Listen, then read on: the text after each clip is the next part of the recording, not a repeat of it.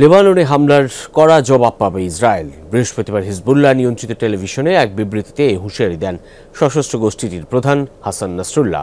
Butter ও vitamin E সমৃদ্ধ lily glam beauty soap. Lily, always beautiful.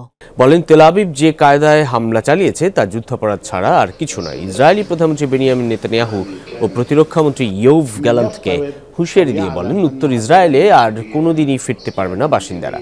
এ সময় হিজবুল্লাহর অবকাঠামোগত ক্ষয়ক্ষতি খুব বেশি হয়নি বলেও দাবি করেন নাসরুল্লাহ। বৃহস্পতিবার হিজবুল্লাহর টেলিযোগাযোগ ডিভাইসের দ্বিতীয়বারের মতো বিস্ফোরণ ঘটায় ইসরায়েল, প্রাণ যায় কমপক্ষে 20 জনের। এর আগে মঙ্গলবারও একই কায়দায় বিস্ফোরণ ঘটানো হয় হাজার হাজার পেজারে, প্রাণ যায় হিজবুল্লাহর 12 সদস্যের।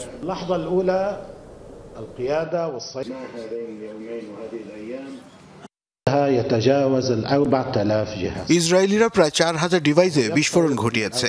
4000 মানুষকে 1 মিনিটের মধ্যে শেষ করে দিতে চেয়েছিল তারা।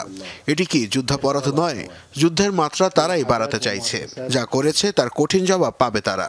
এমন ভয়াবহ হামলা চালানো হবে যা তারা ভাবতেও পারবেন না।